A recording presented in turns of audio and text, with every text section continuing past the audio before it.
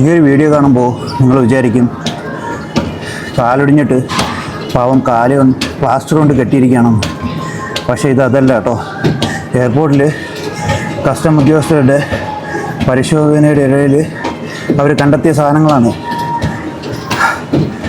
ഇന്നുവരെ കണ്ടിട്ടില്ലാത്ത, സിനിമയിൽ പോലും കണ്ടിട്ടില്ലാത്ത രീതിയിൽ നല്ല ബ്രില്യൻസ് ആയിട്ടുള്ള ഒരു സംഭവം തന്നെയാണ് കേട്ടോ ഇത്.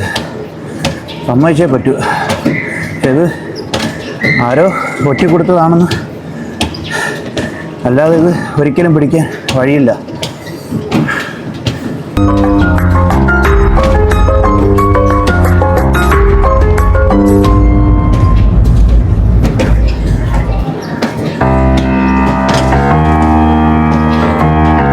എന്തൊക്കെ സാധനങ്ങളാണെന്ന് നോക്കൂ.